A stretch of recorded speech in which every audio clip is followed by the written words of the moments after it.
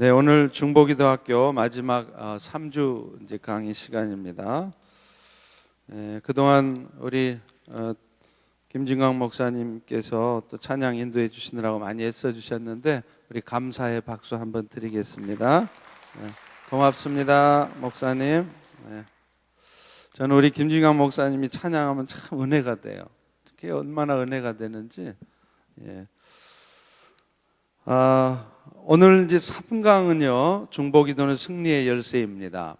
사실 우리가 지금 하는 이 중보기도 학교가 3주에 하지만 이 강의 분량이 원래 한 6주 분량이 돼요. 그러다 보니까 하루에 2강의씩을 한꺼번에 하니까 좀 양이 많아서 조금 힘든 부분도 있었는데, 이제 2기 중보기도 학교를 할 때는 이제 정식으로 6주 과정으로 해서 좀 더 좀 타이트하게 집중적으로 할 수 있도록 하고, 교재도 조금 더 모양새 있게 만들려고 합니다. 그동안 수고하셨고요. 자, 오늘은 3강 중보기도가 승리의 열쇠다, 이런 주제로 살펴보고, 또 4강에 영적인 전투에 승리하는 기도가 어떤 기도가 있나 직접 살펴보도록 하겠습니다. 출애굽기 17장에 보면요, 이스라엘 백성들이 물이 없는 광야길을 걷다가 하나님의 은혜 역사를 경험하는 사건이 나오고요, 또 가다가 아말렉과 전투를 하는 그런 얘기가 나와요. 그런데 이 두 가지 사건들이 사실은 오늘 우리 성도의 삶에 있어서도 기도가 얼마나 중요한가, 그리고 그 중보기도가 얼마나 능력 있는 것인가를 우리에게 보여주고 있습니다. 교재가 없으신 분들은 뒤쪽에 가시면 프린트물이 좀 있을 겁니다. 그리고 교재가 남은 게 있으니까 참조해 주시기 바라고요. 자, 거기 교재 한번 보시죠. 이스라엘 백성들이 홍해를 건너자 갈라졌던 바다는 다시 합해졌죠. 애굽으로 돌아가는 길은 이제 단절됐고, 이제 이스라엘 백성 앞에는 약속을 땅을 향해 가야만 하는 현실이 남아 있습니다. 200만이 넘는 백성들이었습니다. 가축들이 있었고요. 근데 또 그 광야는 태양이 내리쬐고 뜨거운 모래바람이 있었어요. 그리고 또 하나, 아말렉 족속이 그들을 기다리고 있었습니다. 약속의 땅을 향한 여정은 험난했죠. 자, 그 다음에 두 번째 단락 한번 읽어보시죠. 시작. 험난한 여정을 통과하는 것은 보이는 문제들에 대한 육적인 싸움이 아니라 보이지 않는 존재에 대한 영적인 싸움이었다. 이 싸움은 기도의 싸움이었다. 기도는 우리 삶의 진정한 전투 현장이다. 이렇게 말하고 있어요. 여러분, 에베소서 6장 12절 유명한 말씀이 있죠. 우리의 싸움은 무슨 싸움이라고요? 혈과 육의 싸움이 아니라 하늘에 있는 악한 영들과의 싸움이라. 그래서 우리의 삶을 영적 전투라 이렇게 얘기하고 있지 않습니까? 오늘 우리 삶이 영적 전투라는 얘기는 뭘까요? 지금 내 인생에 벌어진 문제들이 내 눈에 보여지는 상황, 또 내 머릿속으로 판단되어지는 생각들, 그런 보여지는 상황이나 생각과는 다르게 보다 근본적인 부분들이 있다는 거예요. 영적인 부분이 있다는 거죠. 그렇기 때문에 내 삶의 문제를 바라보면서 당장에 나타난 문제 현상들만 보고 그것을 해결하려고 나름대로 대책을 세우고 방법을 아무리 강구해도 그런 문제 이면에 있는 영적인 부분에 대한 점검, 그런 영적인 부분에 대한 돌이킴이 있지 않으면 아무리 나름대로 대책을 세우고 노력을 하고 애를 써도 그 인생의 문제가 해결이 안 된다는 거예요. 왜요? 우리의 삶은 영적 전투이기 때문에 그렇습니다. 제가 중국에서 선교할 때 한동안 등짝이 아픈 적이 있었어요. 너무 아파서 파스를 갖다 붙이고 또 뭐 마사지를 받고 우리 집사람이 고생 좀 했죠. 그게 막 해도 이 개운치가 않는 거예요. 그런데 어느 날 한의사인데 침을 전공으로 하는 사람인데 중국에 선교하러 오신 분이 있었어요. 그분이 저를 진맥을 하고 제 이야기를 가만히 들어보더니 선교사님이 지금 등이 아픈 것은 등 근육에, 등짝에 문제가 있어서 그런 게 아니라 간 기능이 안 좋아서 그렇습니다. 그렇게 얘기를 하는 거예요. 아니, 여러분 생각해 보세요. 간이 안 좋으면 어디가 아파야 돼요? 간이 아파야죠. 옆구리가 아파야 되잖아요. 근데 간이 아픈데 왜 등짝이 아프냐 이 말이에요. 그러니 등짝이 아프다 싶으면 등에 무슨 문제가 있나 싶어서 등을 만지고 파스를 붙이고 별짓을 다 했는데 그렇게 해봐야 그 문제의 원인은 등이 아니라 어디였다고요? 간이었어요. 그러니까 이 간에 대한 어떤 조치를 하지 않으면 아무리 등에다 파스를 붙여봐야 소용이 있다 없다? 없다는 거예요. 오늘 우리의 삶에도 마찬가지입니다. 여러분 아이들이, 자녀들이 몸이 아파요. 감기에 걸렸어요. 그러면 여러분들은 어떻게 합니까? 그 애 데리고 병원 가시죠? 당연하죠. 병원 가야 되죠. 근데 제가 한번 여러분에게 도전해 볼게요. 한번 물어볼게요. 여러분 자녀들이 무슨 암이다 뭐다 해도 심각한 병이 아니고 그냥 좀 심한 감기에 걸렸어요. 그럼 병원 가시는데 병원 가기 전에 하나님 앞에 간절히 기도해 보셨나요? 하나님, 병원 가지 않고도 낫게 해주시라고 그렇게 한번 기도해 보시고 병원 가셨나요? 아니면 아프면 의뢰 그냥 병원 가는 줄 알고 병원 가셨나요? 아마 그냥 병원 가셨을 거예요. 이게 뭐냐면 내 삶에 있어서 영적인 부분에 대해서 우리가 쉽게 간과할 수 있다는 거예요. 또요, 우리 남편들, 또 우리 집사님들 비즈니스하고 직장에 문제가 터졌어요. 그런데 내 비즈니스가 그렇게 잘 되다가 갑자기 안 돼요. 그러면 어떻게 합니까? 우리는 이게 뭔가 내가 무슨 가게 운영을 잘못하고 있나, 경영 전략을 잘못 세운 게 있나, 그 원인을 분석합니다. 그리고 그것을 해결하기 위해서 자금이 필요하면 돈 있는 형제를 찾아가고 부모를 찾아가서 요구를 해요. 오빠, 형님, 평소에는 다정하지도 않던 동생이 찾아와서 형님, 내가 지금 비즈니스가 어렵게 됐는데 형님 돈 좀 꿔주세요. 자, 그런데 그렇게 해서 돈 꿔다가 그 비즈니스 급한 거 막아놓으면 그 비즈니스가 회복이 됐습니까? 아마 안 됐을 수도 있을 거예요.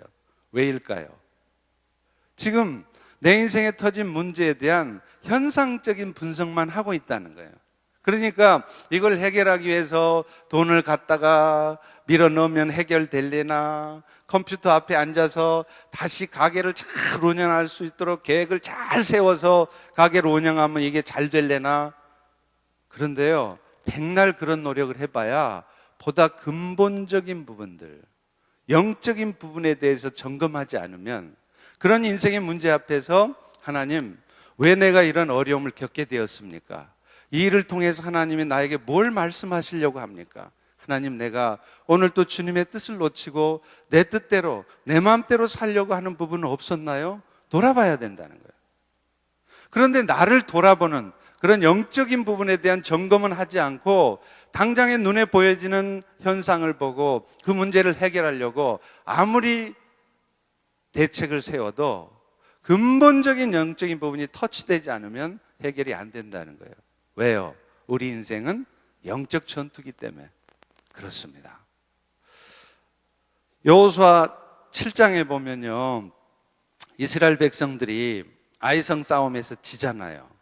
그 앞에 여리고성 싸움할 때는 그렇게 난공불락의 요새와 같은 여리고성이었는데 이스라엘 백성들이 이겼어요. 그런데 고작 군사 3천만 보내도 될 거라고 했던 그 너무나도 쉬운, 누가 봐도 저 싸움은 뭐 생각할 게 없어 이긴 거야 라고 말했던 아이성 싸움에서 이스라엘이 집니다. 그럴 때 여호수아가 어떻게 하죠? 여호수아는 장수들을 불러다가 당신들이 말이야 전략을 잘못 세워놓으니까 우리가 졌지, 이렇게 장수들에게 따지고 책망하고 그렇게 했습니까? 아닙니다. 여호수아는 그 즉시 여호와의 언약궤 앞에 가서 옷을 찢고 하나님 앞에 물었어요. 하나님, 왜 우리가 저 쉬운 아이성 싸움에서 졌습니까? 도저히 이길 수 없었던 여리고성 싸움에서는 이겼던 우리가 어떻게 3천만 보내도 이길 수 있는 아이성 싸움에 왜 졌습니까? 왜 내 인생에 지금 실패가 와 있습니까? 하나님 앞에 물어요. 그러니까 하나님이 뭐라고 알려주시느냐? 니들이 군사 전략을 잘못 세워서 진 게 아니다. 너희들이 노력을 안 해서 진 게 아니다. 그러면서 영적인 부분에 대한, 근본적인 부분에 대한 얘기를 해주시죠. 뭐예요? 바로 앞에 여호수아 6장에 나오듯이 여리고성 싸움에서 이기면 전리품들을 다 불태워 없애라고 그랬는데 그 중에 아간이 불순종을 해요. 그래서 시날산에 외투를 하나 숨기고 은 200세겔, 금 50세겔을 숨겨놓은 거예요. 그게 여호수아가 하나님 앞에 가니까 그게 드러난 거예요. 그럴 때 이스라엘 백성들이 그 외투를 찾아다가 은금을 다 불태워 없애고 그 불순종했던 아가를 돌로 쳐 죽입니다. 그럴 때 하나님이 어떻게 하십니까? 금방 회복시켜 주시는 거예요. 바로 다음 장 8장에서 그 아이성 싸움에서 승리하게 해주시고 그 아이성을 이길 수 있는 구체적인 전략까지 하나하나 다 알려주세요. 오늘 우리 인생에도 마찬가지라는 거예요. 오늘 우리 삶이 영적 전투라는 것은 내 삶에 내 눈에 보이지 않는 부분이 있다는 거예요. 영적인 부분이 있다는 거예요. 그런데 그런 부분에 대한 점검, 나를 하나님 앞에 겸손하게 돌아보는 그런 작업은 하지 않고 맨날 눈에 보여지는 이 삶의 문제를 내 힘으로 해결하려고, 돈을 해결하려고 그러고 권력 있는 사람 찾아가서 해결하려고 그러고 내 노력과 내 지식으로만 해결하려고 그러니까 해결이 안 되는 거예요. 왜요?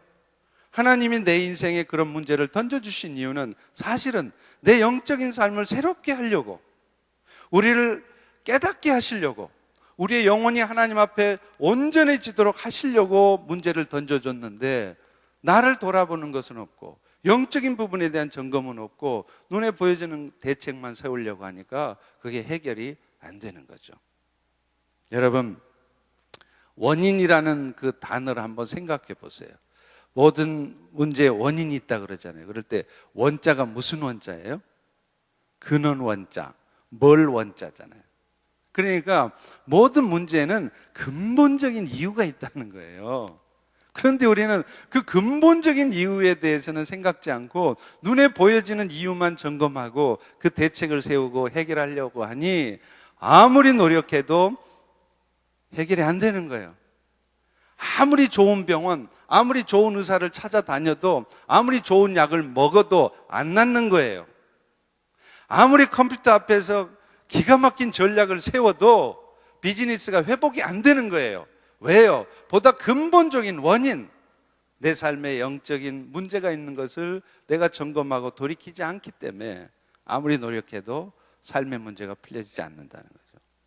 그렇기 때문에 오늘날 우리의 삶이 영적 전투라는 것은 내 삶에 영적인 부분이 있다는 것이고, 그런 의미에서 내 삶에 있어서 내 삶을 승리하게 하고 성공적인 삶으로 만들어가기 위해서 가장 필요한 것이 바로 기도라는 거예요. 영적인 부분을 점검할 수 있는. 그래서 중보기도가 영적 전투와도 같은 우리의 삶의 승리의 열쇠다, 이렇게 얘기를 하고 있는 것입니다. 자, 두 가지 사건을 통해서 우리 구체적으로 한번 살펴봅니다. 1번, 기도는 영적 전투에서 승리의 열쇠이다. 첫 번째 사건이 이스라엘 백성들이 홍해를 건넌 다음에 광야길을 가다가 3일 길을 가도 마실 물이 없어요. 지금 이 상황에서 이스라엘 백성들과 여호수아는 어떻게 대처를 했냐는 거예요. 이스라엘 백성들은 갈라진 홍해를 건너 여호와의 명을 따라 걸었다. 따라서 하나님의 축복과 보호는 당연한 것이라고 그들은 여겼다. 그러나 그들이 걷던 광야길은 의외로 험난했다. 수일 동안, 사실은 3일입니다. 3일 동안 고달프게 사막길을 걸었지만 타는 듯한 갈증을 달랠 마실 물조차 없었다. 자, 여러분, 지금 홍해를 마른 땅으로 건넌 이스라엘 백성들이 광야 생활을 시작하자마자 다가온 시험거리가 뭐였냐면 3일을 가도 하나님이 이끄시는 길인데도 3일 길을 가도 마실 물이 없는 이런 상황이 왔어요. 자, 이럴 때 이런 상황에서 이스라엘 백성들이 어떻게 반응을 했습니까? 오 하나님, 3일 동안 마실 물이 없지만 이건 역시도 하나님께서 나에게 주신 훈련이고 연단이고 시험인 줄로 알고 내가 참으로 힘들고 어렵지만 인내하겠습니다. 하나님의 때를 기다리겠습니다. 이렇게 말했습니까? 금방 불평을 터뜨리는 거예요. 하나님이 살아계시다면 왜 이런 일이 나한테 벌어집니까? 하나님이 내 삶을 인도하시고 나를 보호하시고 사랑하신다면서요. 사랑하시는 하나님이 왜 내 삶이 이렇게 고통스럽고 힘든데 나를 버려두고 계십니까? 불평, 원망만 합니까? 모세를 원망해요. 그런데 여러분 생각해 보세요. 지금 이스라엘 백성들이 3일 동안 마실 물이 없는 이 상황을 경험하기 전에 3일 전에 무슨 일이 있었죠? 이스라엘 백성들이 지금 홍해를 건넜어요. 홍해를 건널 때 홍해바다의 양 옆에 지금 뭐가 서 있을까요? 물벽이 서 있습니다. 물이 벽이 돼가지고 서 있어요. 여러분 그 샌디에고에 있는 시월드 가보셨나요? 아쿠아리움 같은 데 가보셨어요? 그런데 가보면 수족관이 있잖아요. 예. 이 수족관의 원조가 어디냐면 사실은 홍해바다요. 그때부터 이미 수족관이 생겼어요. 생각해 보세요. 이스라엘 백성들이 홍해를 다 건너는데 양옆에 물벽이 서 있는데 그 안에 가만 보니까 상어가 막 다녀. 뭐 상어는 아니겠지만 물고기들이 막 다녀요. 그걸 이스라엘 백성들이 이렇게 쳐다보면서 뭐라고 말을 했겠어요? 우와, 하나님 대단하시다. 우리 하나님 전능의 하나님 할렐루야. 그러면서 건넜지 않겠어요? 그런데 그랬던 이스라엘 백성들이 얼마 지난 다음에 3년, 3개월, 딱 3일 지나는 동안 마실 물 없다고 금방 뱉어내는 말이 뭐냐면 왜 나에게 이런 고통을, 왜 나는 이런 어려움을, 금방 불평하고 그리고 모세를 원망하는 거예요. 왜 우리를 이끌어내서 우리가 마실 물도 없어서 목말라 죽게 만드느냐. 참 이스라엘 백성들 어리석죠. 근데 사실은 우리가 그렇게 산다는 거예요. 지난날 하나님의 은혜가 얼마나 엄청나고 놀라운 하나님의 은혜 역사들을 경험했으면서도 당장에 지금 내 먹고 살기 힘들어지고 당장 내 삶에 어려움이 오면 우리는 금방 불평하고 또 이런 어려움을 가져다 준 누군가를 원망한다는 거예요. 당신 때문에 내가 지금 이 어려움을 겪고 있다. 당신이 이 상황을 어렵게 만들었지 않느냐. 그러면서 그 사람을 미워하고 원망하고 있다는 거예요. 지금 이스라엘 백성들이 그러고 있잖아요. 그런데요, 이런 상황에서 모세는 어떻게 하나요? 아마 제가 모세 같았으면 그 원망하고 불평하는 이스라엘 백성들, 그것도 모세를 향해서 자기 자신을 향해서 원망하는 이스라엘 백성들을 다 불러다 놓을 것 같아요. 다 불러다 나갔고 내가 뭐 잘못했는데 니들은 잘한 거 뭐야? 니 그따위 그것도 못 참니? 이렇게 따지고 책망하고 막 야단쳤을 것 같아요. 그리고 나를 막 변명했을 것 같아요. 그런데 모세는 그런 억울한 소리 들어도요, 원망의 소리 들어도 그 이스라엘 백성들하고 상대하지 않습니다. 내가 잘못한 게 뭐 했는데 너는 잘한 거 뭐야? 하고 맞상대하고 멱살 잡고 싸우고 그러는 것이 아니라 모세는요, 그런 상황에서 조용히 하나님 앞에 갑니다. 사람 멱살 잡고 네가 올래 내가 올래 맞붙어서 싸우지 않아요. 조용히 하나님 앞에 가요. 그러면서 하나님 앞에 뭐를 한다고요? 바로 중보 기도를 한다는 거예요. 하나님, 저 이스라엘 백성들을 불쌍히 여겨주세요. 저들은 아직 믿음이 없어서 그렇습니다. 저 사람이 상처가 많아서 그래요. 오직 했으면 저 사람이 저를 이렇게 공격하겠습니까? 얼마나 잘하면서 많은 상처 아픔이 그 마음에 있으면 저렇게 사람이 공격적으로 변해 있겠습니까? 하나님, 저 인생을 불쌍히 여겨주세요 하고 중보기도를 했지, 그 사람 멱살을 잡고 내가 왜 이런 소리를 들어야 돼? 내가 잘못한 게 뭐 있는데? 니들은 잘한 거 뭐야? 하면서 맞붙어서 싸우지 않았다는 거예요. 모세가 그렇게 중보기도를 하고 있으니까 어떤 일이 벌어집니까?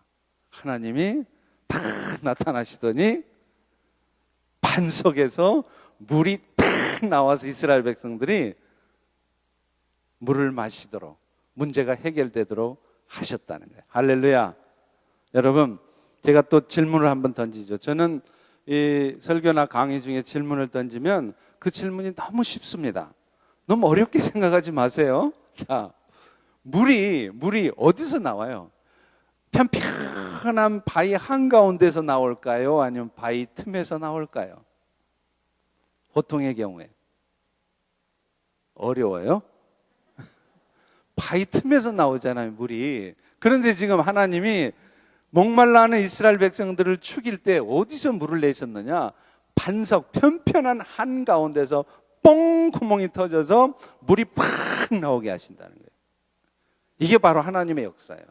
하나님의 역사는 사람의 생각을 초월합니다. 이렇게 갖고는 도저히 길 없다. 하나님 아니라 하나님 할아버지가 나와도 지금 이 상황에서 내 삶의 회복은 없다, 나는 다 끝났다 라고 말하는 상황에서 하나님은 당신의 방법대로 그 일을 해결하세요. 어떨 때 그러시냐는 거예요. 사람 붙들고 맞상대하면서 네가 올래 내가 올래 따지는 것이 아니라, 하나님, 저 영혼을 불쌍히 여겨주세요. 저 사람 아직 믿음이 없어서 그래요. 저 사람 마음에 상처가 많아서 그래요. 그러니 오히려 저 영혼을 긍휼히 여겨주시고 저 영혼이 회복되기를 원합니다. 저 사람을 불쌍히 여겨주세요. 그렇게 중보하고 있을 때 하나님이 그런 우리의 생각을 초월한 반석에서 샘물 나는 역사를 통해서 그 인생의 문제를 해결하신다는 거예요. 할렐루야. 그러니 오늘 여러분들도 인생의 문제 앞에서 해야 될 일이 뭡니까? 원망하고 이스라엘 백성들처럼 불평이나 하고 누구 멱살 잡고 싸우고 원망하실 겁니까?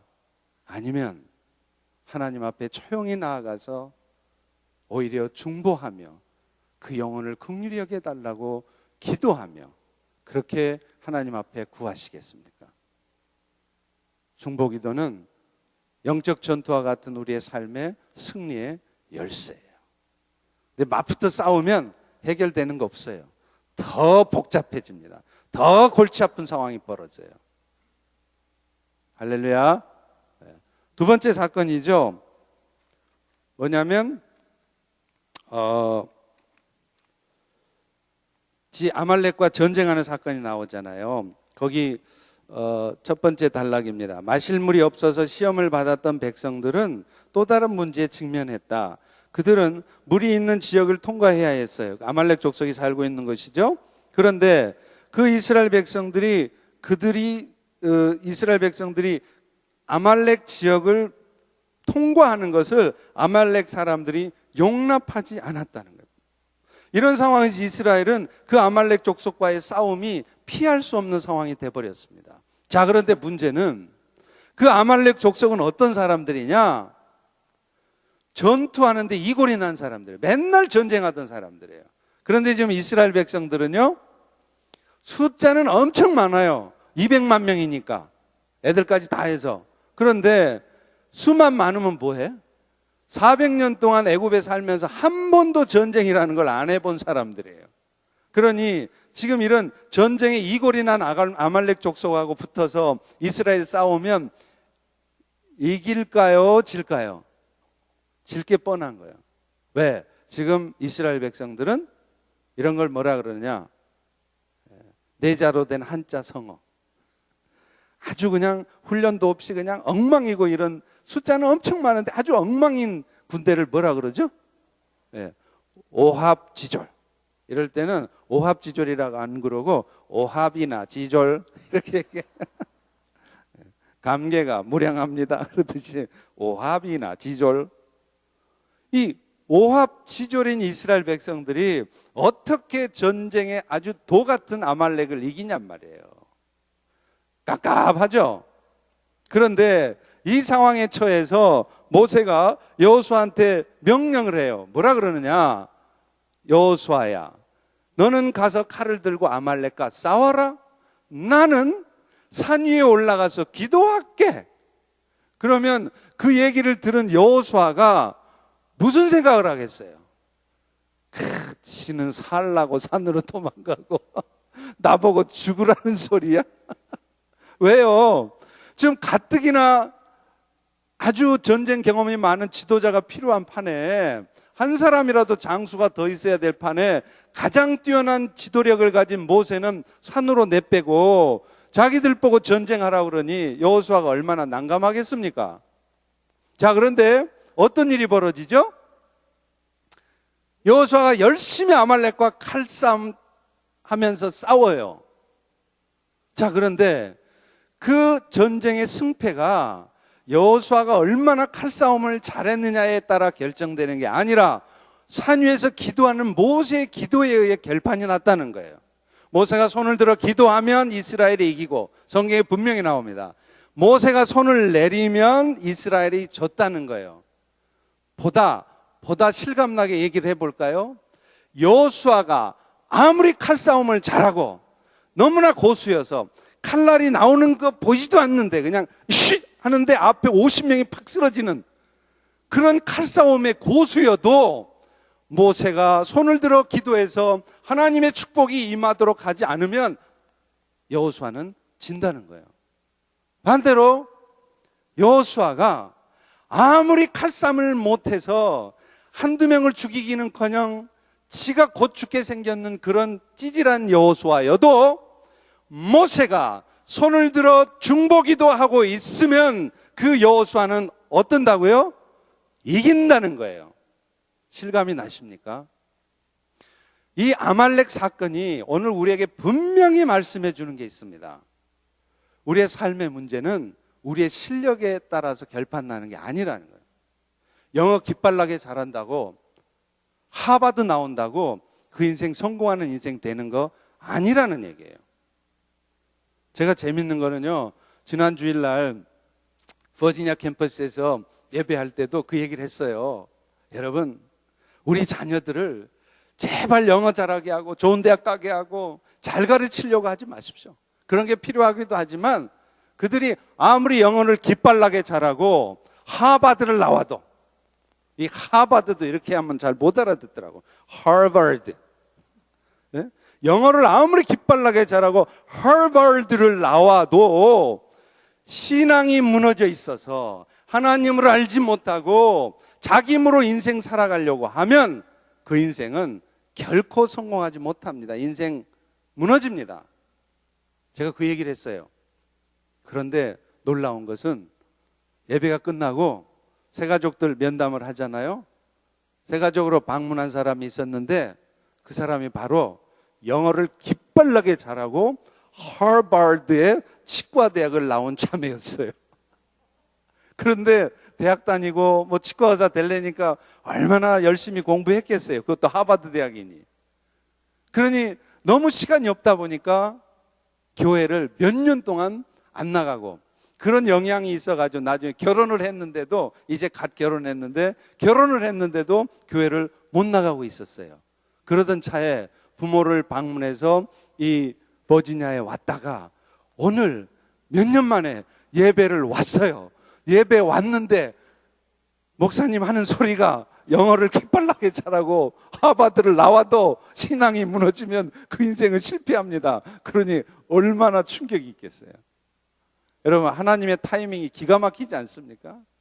저는 아마 그 예배 중에 제가 그런 말을 하게 된 것은 하나님께서 그 자매를 너무 사랑하기 때문에 제 입술을 통해서 그런 말이 들려지게 하신 거라고 생각합니다. 사실 오늘 여러분도 마찬가지예요. 어떤 부모가 가장 좋은 부모냐?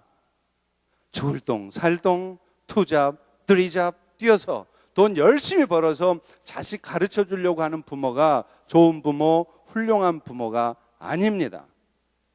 내 비록 더 높고 내 비록 못 배워서 지식은 없지만, 그래서 내가 너를 가르칠 수도 없고 너에게 빵빵하게 서포트도 못 해주지만, 내가 믿는 하나님, 그 하나님이 너를 축복하면 네 인생이 성공할 수 있다는 믿음 가운데 나는 너를 위해서 기도하고 있다, 이렇게 말하고 그 자녀를 위해서 기도할 수 있는 부모가 가장 훌륭한 부모입니다. 여러분, 돈 벌어서 자식 잘해주려고 그러지 마세요. 제가 단언코 얘기합니다. 주변에 수많은 믿음의 사람들, 하나님의 축복으로 하나님 앞에 귀하게 쓰임 받았던 사람들은 공통점이 있어요. 그게 뭔지 아세요? 자라는 환경, 자라는 과정에서든지 어려운 시간을 다 통과했어요.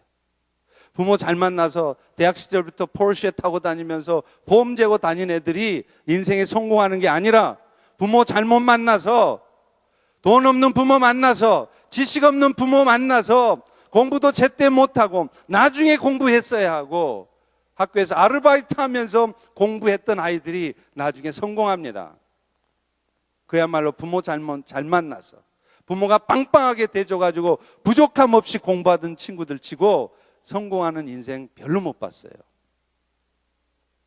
오늘 여러분 중에도 혹시 내가 능력이 없어서, 돈이 별로 없어서, 이민 왔지만 내 인생이 잘 펼쳐지지 않아서 자식한테 못 해준 게 한이고 마음이 아프신 분들이 있으십니까?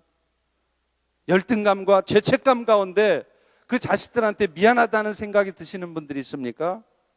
이 시간 그런 마음 던져버리세요. 여러분 잘못하신 거 아니에요. 여러분이 만약 내가 돈 없고 지식은 없지만 내 너를 위해서 기도한다 라고 그렇게 말하고 기도하신 부모였다면, 여러분은 이 세상 어떤 부모보다도 가장 훌륭한 부모이셨습니다. 왜 여러분을 자책하세요? 왜 여러분 열등감을 가지세요? 우리 이 자리에 청년들도 몇 분 보이는데 청년들도 마찬가지예요. 우리 부모는 능력 없고 돈 없어서 내가 이렇게 고생하고 내가 다 돈 벌어서 공부해야 되고 내 인생은 왜 이렇게 지지리도 못난 인생인가? 열등감 갖지 마세요. 그런 여러분들이 나중에 보면 훨씬 더 성공하고 잘 될 수 있어요. 믿으십니까? 아말렉 사건이 우리에게 말해주는 게 바로 이거예요. 내가 세상에서 실력 갖춘다고? 내가 능력 갖춘다고요? 칼싸움 잘한다고? 그런다고 성공하는 거 아니에요. 그런다고 전쟁 이기는 거 아니었습니다. 이 전쟁의 승패는 산 위에서 기도하는 모세의 기도에 의해서 결정났다는 거예요. 오늘 출애굽기 17장에 이 아말렉 사건이 왜 기록되어 있을까요? 왜 이스라엘 백성들이 가나안으로 들어가기 전에 아말렉과 붙어서 전쟁을 하게 됐고, 그것을 왜 출애굽기 17장에 기록해내고 있을까요? 왜 기록해져 있을까요? 그 이유가 뭘까요? 저는 그 이유를 너무나도 분명히 알고 있습니다. 그 이유는 제가 한번 물어볼게요. 정두봉 집사님, 왜 출애굽기 17장이 이 사건이 기록되어 있죠? 뭐 때문에 그럴까요? 굉장히 저는 질문이 쉽다고 그랬는데 쉽게 생각하세요. 네. 누구를 위해서 기록되어 있을까요? 하나님의 영광을 위해서요? 아닙니다. 이 출애굽기 17장은요, 놀랍게도 정두봉 집사님을 위해서 기록되어 있습니다.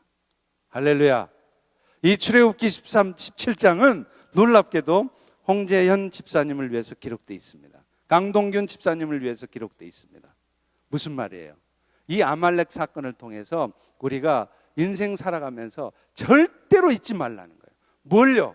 우리 인생의 성공의 승패는 내 실력과 내 노력과 내 능력으로 결정되는 것이 아니라 하나님에 의해서 결정나는 것이고, 그 하나님이 축복할 수 있도록 기도하는 것이 가장 승리적인 성공적인 인생을 사는 열쇠라는 것을 오늘 여러분들에게 하나님은 말씀하고 싶으신 거예요. 믿으십니까? 그래서 하나님은 모세에게 뭐라 그랬느냐? 모세야, 이 아말렉 사건을 기록해서 여호수아의 귀에 외워 들리라라고 말해요. 그러니까 여호수아가 절대로 이 사건을 잊어먹지 않도록, 한번 경험하고 잊어먹지 않도록 기록해서 그 여호수아가 계속 그 말씀을 읽어서 기억하게 하라는 거예요. 출애굽기 17장 14절에 분명히 써 있습니다. 왜 그랬을까요?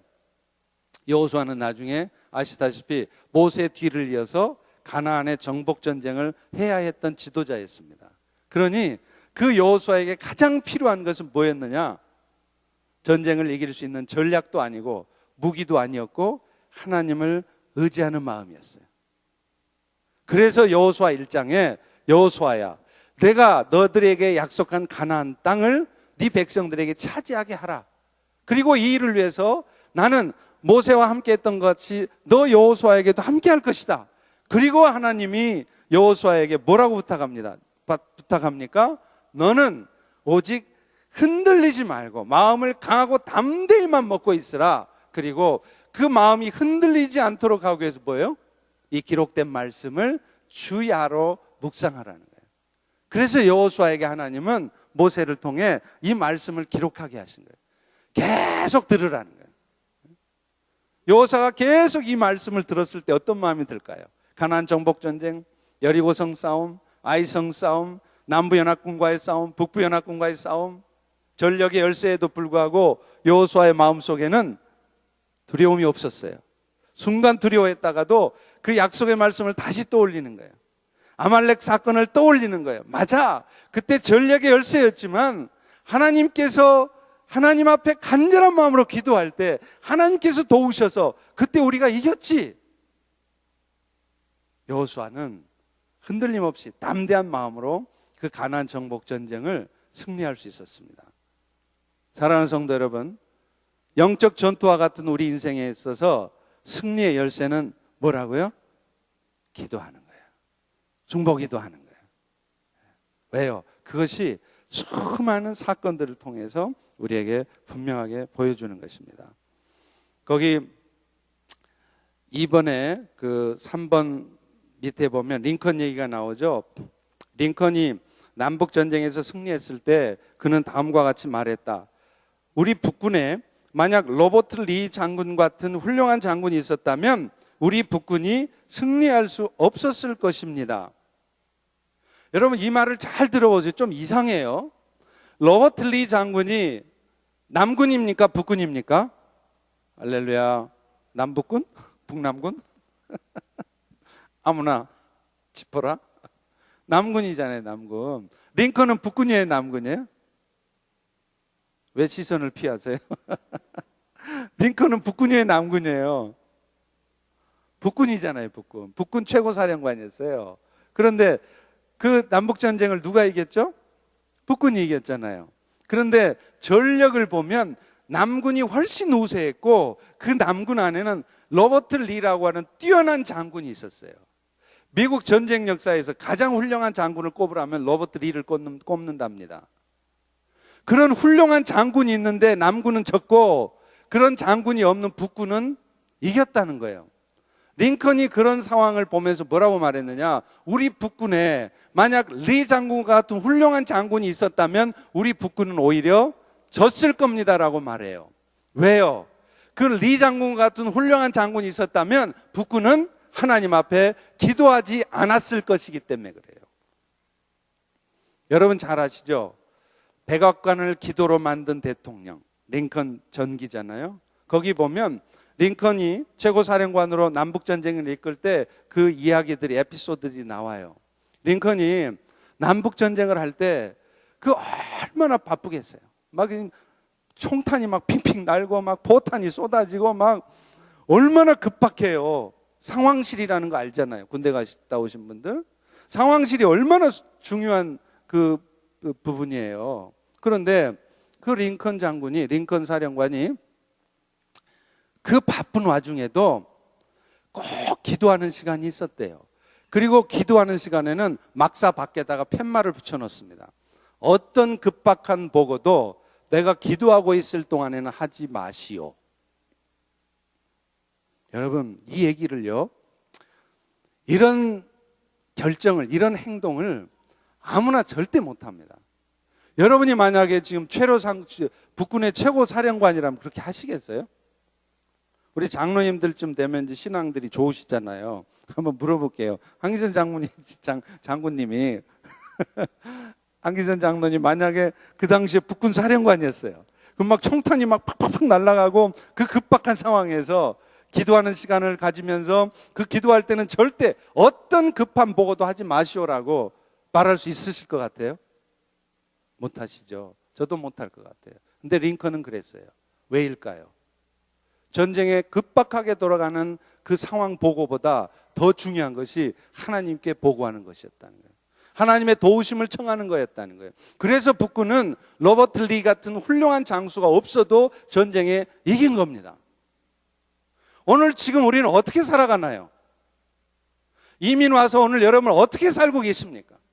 죽을 똥 살 똥 일 열심히 하고 컴퓨터 앞에 앉아서 이 델리샵을, 이 가게를 어떻게 잘 운영해 볼까 궁리한다고 우리의 뜻대로 모든 게 잘 됐나요? 절대로 아니었을 겁니다. 우리 인생의 승리는 우리의 노력도 우리의 실력의 결과도 아니고 하나님의, 이 세상의 주인 대신 내 인생의 처음과 끝을 관통해서 다 알고 계시는 하나님에 달려 있습니다. 그걸 분명히 아는 사람이라면 인생의 어떤 문제 앞에서도 좌절하거나 실망하거나 누구를 원망하는 그런 어둠의 골짜기로 들어가는 것이 아니라 그런 상황 속에서도 하나님의 승리를 믿으며 하나님의 도우심을 간구하게 될 것입니다. 그 연약한 지체를 위해서 중보하는 자리로 나아가게 될 것입니다. 이것이 영적 전투와도 같은 우리의 삶에 대해서 정확하게 영적으로 분별하고 사는 사람의 행동이에요. 오늘 우리는 지금 어떻게 살고 있나요? 오늘 우리는 우리 자녀들에게 무엇을 요구하고 있습니까? 오늘 우리들은 여러분의 남편들에게 무엇을 요구하고 있습니까? 어떻게 살고 계십니까? 이 두 가지 사건, 아말렉 사건, 또 물이 없는 광야길을 걸어야 했던 이 두 가지 사건은 그것을 우리에게 분명히 말해주는 거예요. 또 하나 얘기가 있어요. 현대 선교의 아버지라고 불리는 윌리엄 캐리가 있잖아요. 인도 선교했죠.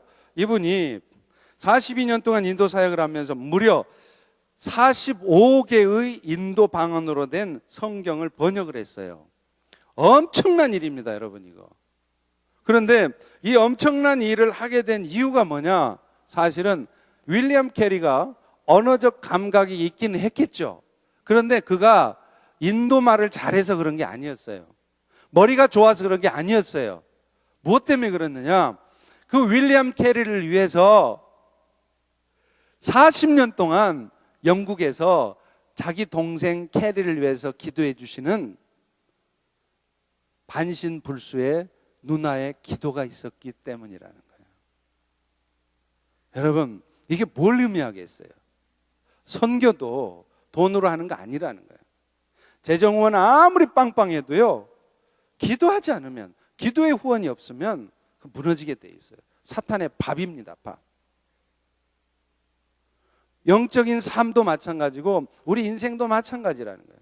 모든 게 풍족하고 실력을 갖췄다고 해서 그가 성공적인 인생, 모든 게 잘 풀리는 거 아니라는 거예요.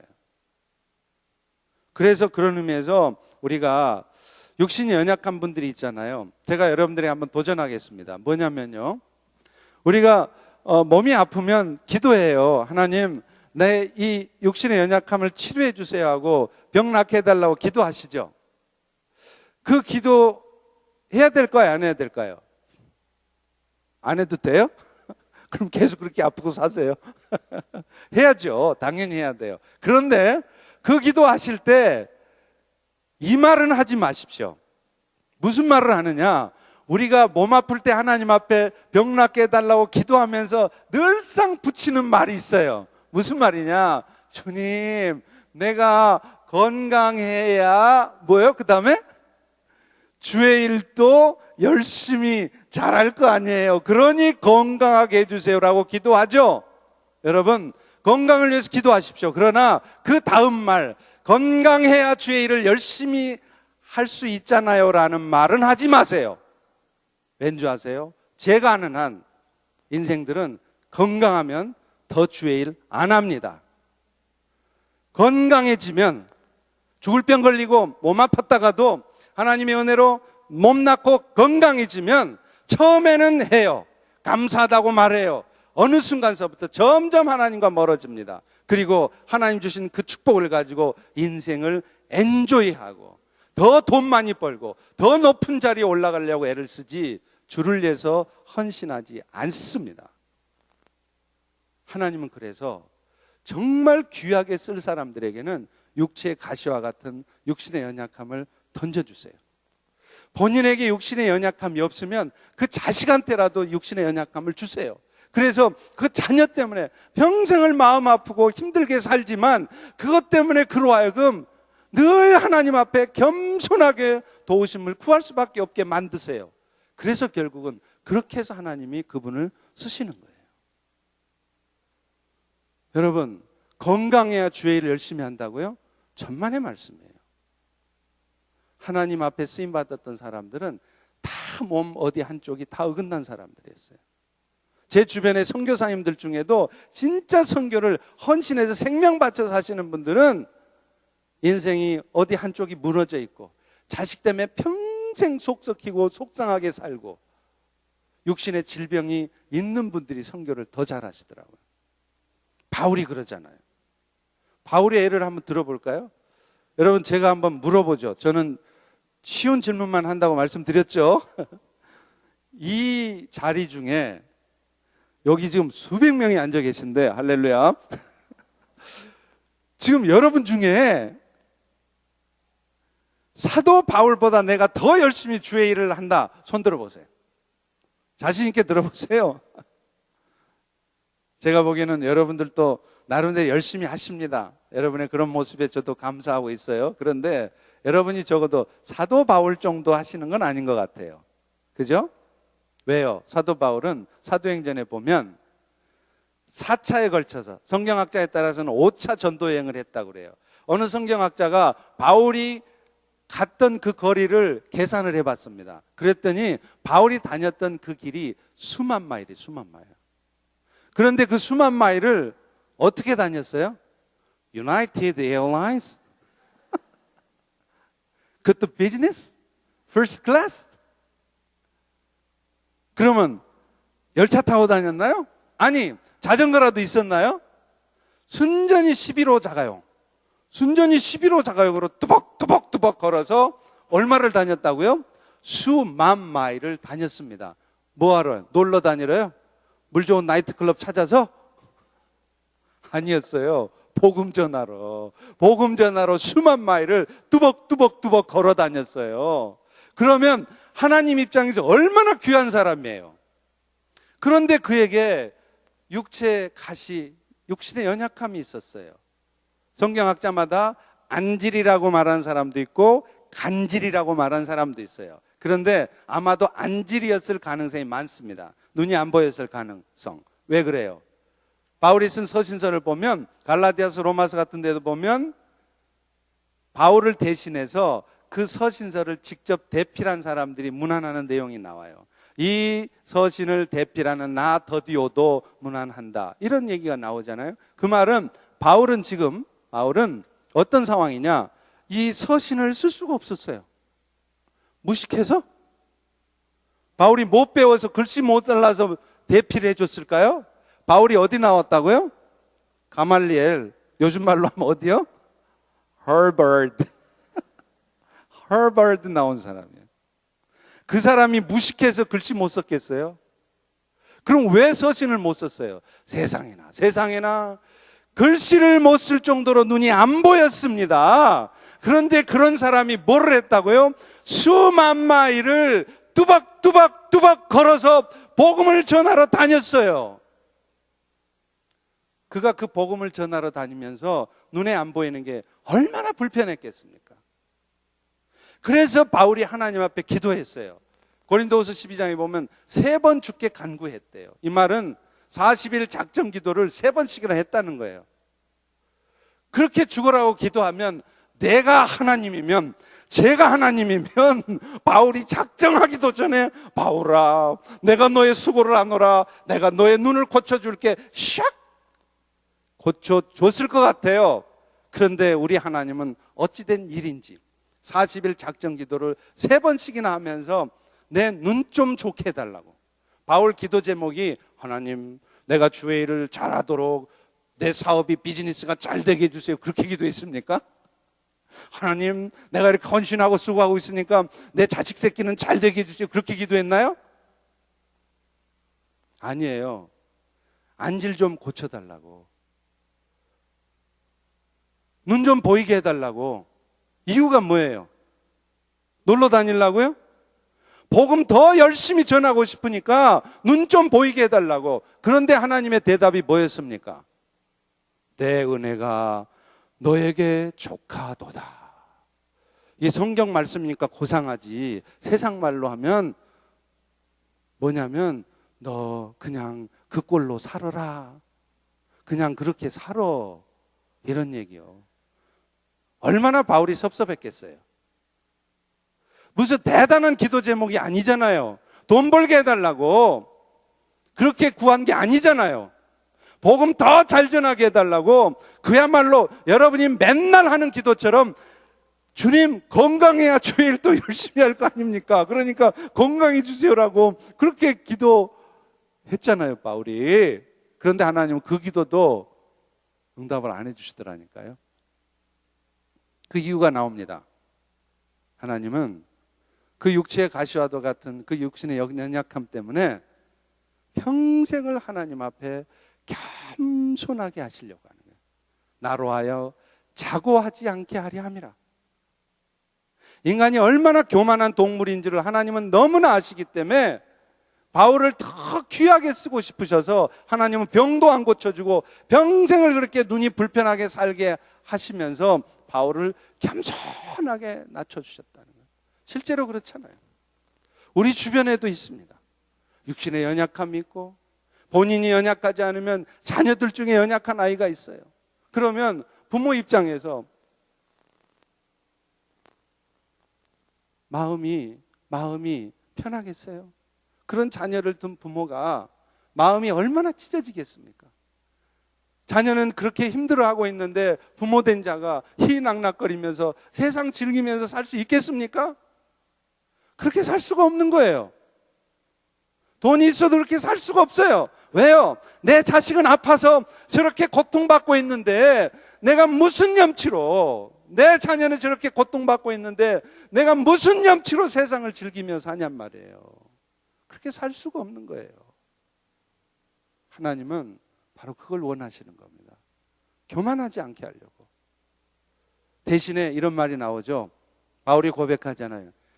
나의 육신의 연약함 가운데, 나의 약함 가운데 하나님의 강한 능력이 나타나게 하려 합니다. 바울의 그런 육체의 가시와 같은 눈 나쁜 것 때문에 하나님은 복음 전파에 방해가 되도록 하지 않으셨습니다. 당신께서 친히 역사하셨어요. 바울은 그걸 안 거예요. 그러니 오늘 우리도 제발 육신이 연약하시면 기도하십시오. 병 낫기를 위해서 기도하세요. 다만 그 다음 말은 하지 마세요. 무슨 말이요?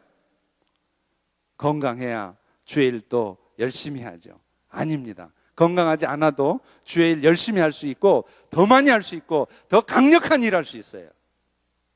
돈 많이 못 벌어도 돈을 벌어야 제가 주의 일을 더 많이 하나님 기뻐하신 일을 할 수 있을 거 아닙니까? 물론 그럴 분도 있겠죠. 그러나 여러분이 지금 돈 못 벌어도 주님이 기뻐하시는 일 얼마든지 할 수 있어요. 돈 벌어서 주님 기뻐하시는 일을 하려고 하지 마십시오.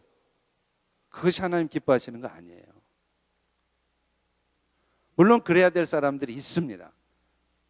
그런 분들은 하나님이 특별히 예배해 주신 분들이더라고요. 옛날 우리 어르신들만들도 큰 부자는 누가 내린다고요? 하늘이 내린다고. 똥 맞는 말이에요. 진짜 부자 되는 사람은 하나님이 딱 점지한 사람이에요. 그런 사람들을 통해서 하나님이 큰 일을 하세요. 이랜드의 박성수 회장처럼, 여기 미국의 Forever 21의 장도영 장로처럼 그런 특별한 사람들은 소수입니다. 극소수입니다. 대부분은 여러분이 돈 벌어서 하나님 영광 돌리고 하나님 일 많이 하려고 하지 말고 여러분의 있는 형편에서 자족할 줄 아시고 여러분의 있는 현장 삶 속에서 그저 기쁨으로 하나님을 섬기십시오. 하나님은 그걸 원하십니다. 내가 돈 많이 벌어야, 사업 잘 돼야, 건강해야 주의 일 열심히 할 수 있다는 것은 새빨간 거짓말입니다. 건강하지 않아도, 돈 없어도 얼마든 주의 일 할 수 있고 더 잘할 수 있어요. 그걸 아시는 분들은 내가 인생에서 자꾸만 성공하려고 하지 않습니다. 기도를 해도 나 성공하게 해달라고 기도하지 않습니다. 오히려 중보기도의 자리에 들어가고 내 인생의 문제를 해결하기 위해서 내 삶으로, 내 노력으로, 내 능력으로 해결하려고 하는 것이 아니라 하나님의 도우심을 구하고 하나님의 은혜를 사모하고 하나님 앞에 나아가기를 즐겨하게 되어 있어요. 믿으십니까? 네.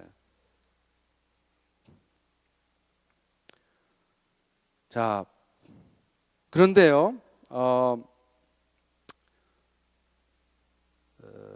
두 번째 보시죠. 두 번째 보시면 중보기도는 승리를 확신하며 믿음으로 구해야 된다, 이렇게 얘기를 했어요. 그러니까 기도를 하시되 하나님이 이기게 하실 것을 믿고 믿음으로 구해야 된다는 거예요. 지난 주일날 우리 주일날 설교 말씀이 그거였잖아요. 믿음으로 구할 때 하나님이 역사하신다는 것을 얘기했잖아요. 그러니까 우리가 중보를 하고 또 누군가를 위해서 기도할 때도 하나님이 하시면 될 거라는 믿음으로 하셔야 된다는 거예요. 특별히 여러분 자녀들을 보고서도 내가 내 눈으로 봐도 우리 애는 별로 가능성이 없어. 부모가 미리 포기하고 있는데 그 자식이 잘 될 리가 없겠죠. 그러니까 믿음으로 구하라는 얘기가 뭐냐면 우리 애가 지금 별 볼 일이 없어요. 이게 잘 된다고 해서 꼭 세상적으로 잘 된다는 의미는 아닙니다. 근데 어쨌든 지금은 보잘것없고 참 어리버리하고 저렇게 못나 보여도 우리 하나님이 우리 아이를 축복하시면 우리 아이가 하나님 앞에 귀하게 쓰임받는 아이가 될 것을 믿습니다. 그 믿음 가지고 자녀들을 위해 축복하시란 말이에요. 그냥 대충 기도하고 그러지 마시고 축복의 기도를 하시되 믿음의 확신을 가지고 구하셔야 된다는 거예요. 그래서 아까도 말한 것처럼 모세에게 하나님은 여호수아의 귀에 이 말씀이 외워 들리게 하라고 하셨어요. 그래서 아말렉 전쟁과 같은 실패할 수밖에, 질 수밖에 없는 전쟁에서도 모세가 손을 들어 기도하고 있으니까 그 전쟁이 이기게 하셨다는 사실을 여호수아에게 잊지 말도록 기록해 놓으라고 그랬어요. 그러니 그 승리를 경험한 여호수아는 가나안 정복 전쟁을 하면서 어떤 불리한 상황이 와도, 지금 눈으로 보면 이런 상황에서는 뭔가 해결이 안 될 것 같은 상황이 와도 현실을 탓하고 상황 여건을 탓하면서 물러앉고 뒤로 물러앉고 주저앉고 망설이는 것이 아니라 믿음으로 담대하게 나아간 것입니다. 왜요? 하나님의 승리를 확신하고 있기 때문에 그래요. 오늘 여러분의 인생도 마찬가지고 여러분 자녀들의 인생도 마찬가지고 우리 펠로우십의 앞날도 마찬가지라고 생각합니다. 믿으십니까? 네. 자, 그러면 그 중보기도를 할 때 어떤 기도를 해야 되느냐? 3번에 나옵니다. 자, 따라서 합니다. 팀을 이룬 중보기도. 모세가 팔이 피곤해서 손을 내리고 싶을 때 모세 양편에 누가 있었죠? 아론과 홀이 팔을 붙들어 줬다는 거예요. 저는 이 대목을 보면 재밌어요. 모세가 산에 올라가서 기도할 때 왜 아론과 홀을 데리고 왔을까? 그 출애굽기 17장의 정황으로 보면요, 이게 모세가 아론과 홀을 데리고 간 게 아니에요. 하나님이 붙여주셨어요. 그럼 왜 하나님이 붙여주셨을까? 그냥 기도하면, 모세 혼자 기도하면 되잖아요. 정 팔 아프면 그냥 바위에다 이렇게 기대고 하든지. 왜 아론과 홀을 붙여줘요? 왜 그렇게 하셨다고요? 오늘 펠로우십 교회를 위해서, 오늘 여러분들을 위해서 이것도 그래서 그렇게 기록해 놓으신 거예요. 왜요? 우리가 기도할 때 혼자 기도해도 하나님은 응답하십니다. 그러나 두세 사람이 합심해서 한마음 되어서 기도하면 그 기도에 특별히 응답하신대요. 마태복음 18장 19, 20절에 보면 너희 중에 두세 사람이 땅에서 합심해서 무엇이든지 구하면 하늘에 계신 내 아버지께서 너희를 위하여 이루게 하시리라. 그렇기 때문에 중보기도에 있어서도 팀 사역은 굉장히 중요해요. 교회 안에 중보기도 팀이 요일별로 정해져서 매일 중보기도가 돌아간다는 것은 영적 전투와 같은 삶에서 우리의 승리를 확실하게 보장하는 겁니다. 그래서 제가 펠로우십교회 부임하자마자 가장 먼저 한 일이 바로 이 중보기도 학교를 연 거예요. 왜 중보기도 학교를 했을까요? 우리 모두가 기도에 대해서 다시 한번 정리하고 깨달은 다음에 우리 모두가 뭐가 되게 하려고요? 중보기도자가 되게 하려고. 그래서 여러분이 나가실 때 이제 그 중보기도 사역팀에 지원을 하셔야 돼요. 바라기는 모든 성도님들이 다 중보기도팀에 들어가서 일주일에 월화수목금토 6일 중에 한 날은 중보기도하는 중보기도자가 좀 됐으면 좋겠어요. 그래서 하나님 나라와 의를 구할 때 하나님께서 내 먹을 것, 마실 것, 입을 것을 어떻게 해결해 주시는가, 우리 모든 성도님들이 다 경험할 수 있었으면 좋겠습니다. 그리고 그 중보기도를 할 때도요, 여러분이 이제 각자 처소에서, 직장에서, 뭐 가정에서 이렇게 할 수 있어요. 그런데요, 하나님은 특별히 현장에 나와서 함께 기도하는 것을 굉장히 기뻐하십니다. 그 능력을 여러분이 체험하셔야 돼요. 그러니까 내가 혼자 집에서도 할 수 있어요. 그냥 정해진 시간에 같은 기도 제목을 가지고 할 수 있습니다. 그러나 현장에 나와서 함께 기도하면 성령께서 아주 강력하게 역사하세요. 그런 의미에서 저는 우리도 새벽 기도를 정말 했으면 좋겠어요. 기도가 우리 영적 전투와 같은 삶의 승리의 열쇠니까. 그래서 모든 성도들이 다 기도할 수 있도록 해드리려고 제가 새벽 기도를 영상 중계를 사이멀캐스트로 해서 집에서도 새벽 기도를 하게 할 수 있도록 해드렸잖아요. 그 얼마나 감사하고 좋은 일이에요. 먼 거리에 있는 사람들이 일부러 시간 내서 뭐 몇십 분씩 와서 안 해도 되도록. 근데 그렇게 하다 보니까 한 가지 단점이 있는 것 같아요. 뭐냐면 가까운 데 있는 분들도 안 오셔. 그냥 집에서 기도하시는 거예요. 네요. 이 얘기를 한번 해드릴게요. 여러분을 협박하려고 하는 건 아니고요. 제가 은혜 받아서 한 얘기예요.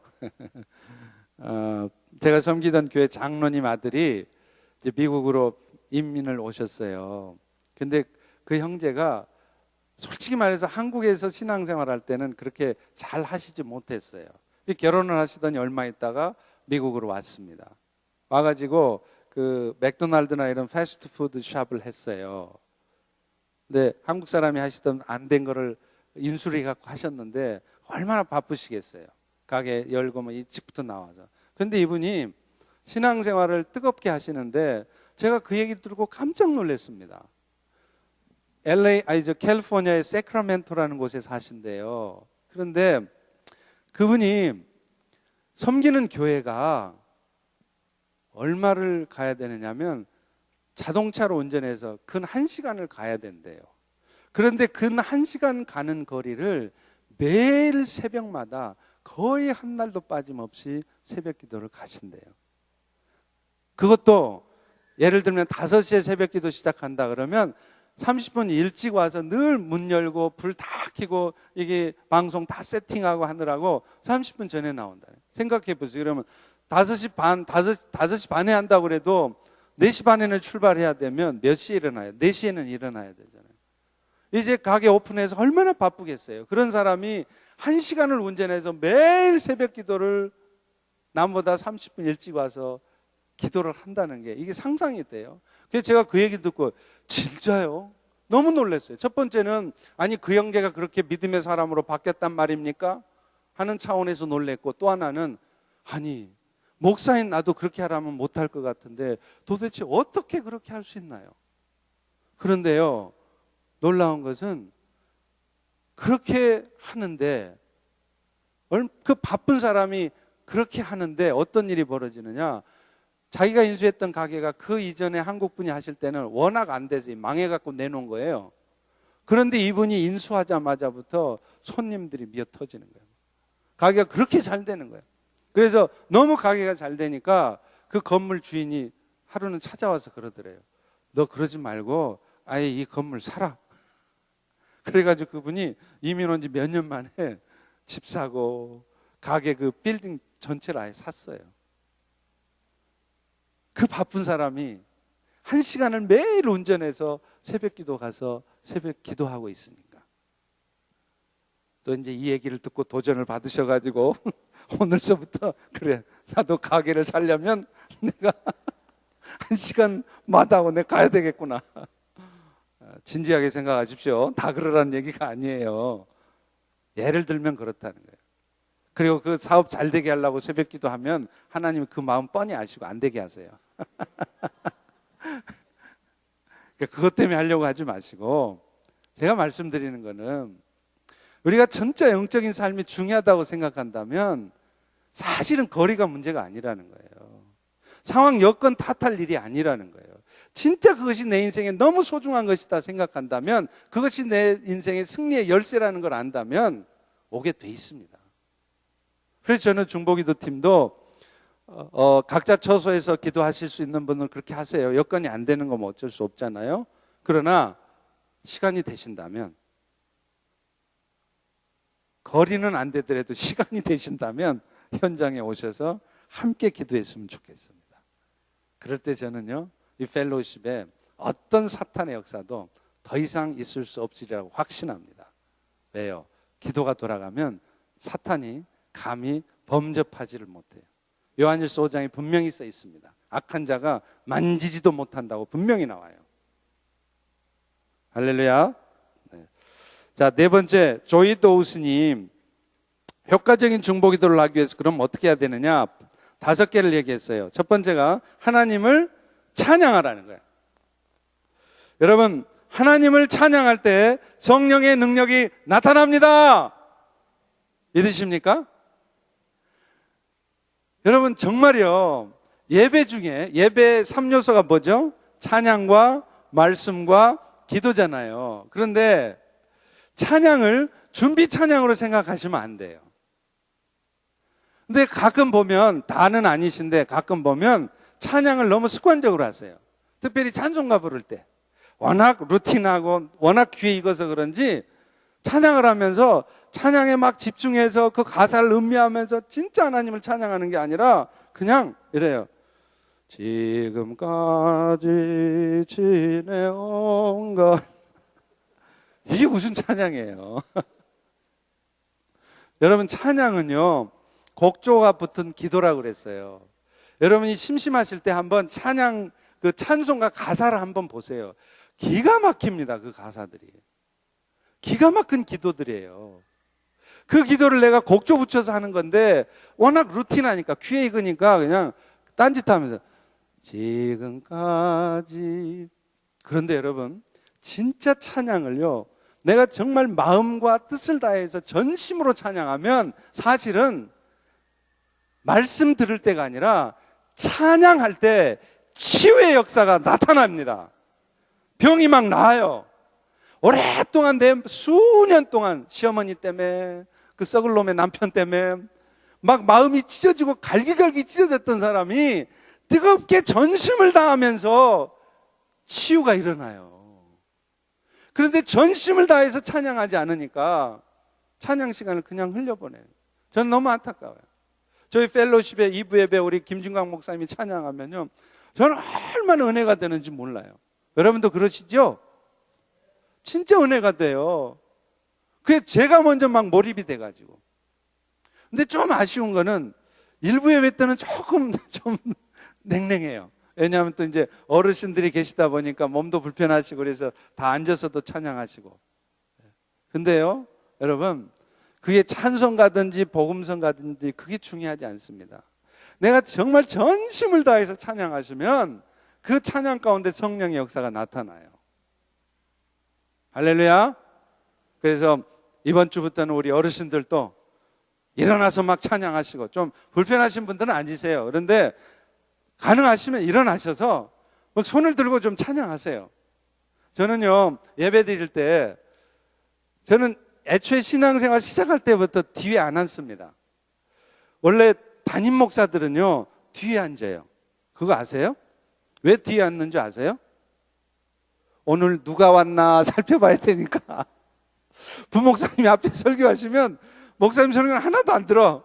그거 전부 다 김장로 왔나 안 왔나, 이권사 왔나 안 왔나, 그래가지고 안 오신 것 같다 그러면 그 다음 주에 은근히 찔르는 거예요. 권사님 지난주에 안 보이시대요. 근데요, 저는요 뒷자리에 앉아 있을 수가 없어요. 제가 먼저 은혜 받아야 되니까.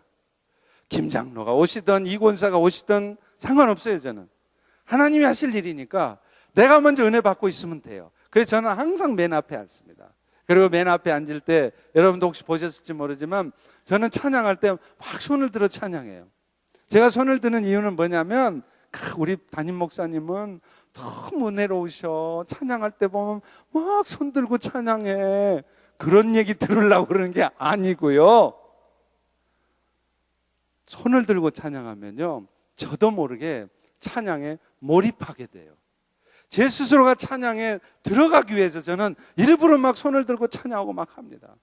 우리 어르신들도 팔 아프다고 찬양할 때 그냥 손 내리고 하지 마시고 일부러 좀 들고 해보세요.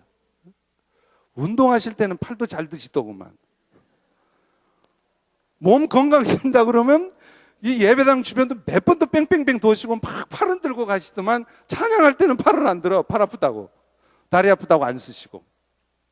제가 이제 뭐 허락을 해드렸으니까 그냥 공식적으로 앉으셔도 돼요. 그런데 바라기는 진짜 우리 어르신들도 손을 들고 한번 찬양해 보시라고요. 얼마나 찬양이 뜨거워지는지. 내가 찬양에 몰입하면 찬양 가운데 치유의 역사가 일어납니다. 믿으십니까? 그걸 체험해 보세요. 저는 정말 안타까워요. 오직했으면 몇 주 전에 제가 50이 넘은 나이에, 제가 한국 나이로 53살이에요. 이 나이에 주책을 떨었겠습니까? 이렇게 뛰면서 한 5분을 뛰고 나니까 숨이 가빠가지고 못 뛰겠더라고요. 그래서 제가 그때 다짐했습니다. 앞으로 뛰지는 않으리. 내 은혜는 받아도 뛰지는 않아야 되겠다. 숨이 가빠가지고 쓰러지면 어떡해요. 여러분도 뛰지는 못하실 망정. 그래도 앞에 뭐 이렇게 앉으신 분들, 뭐 장대창 집사님 뒤에 계시네요. 김경자 원사, 저 양반들 다 50 넘으신 분들이에요. 왜 그렇게 할까요? 찬양에서 은혜 받으시려고 그러는 거예요. 찬양 가운데 치유하시는 그 하나님의 능력을 경험하려고요.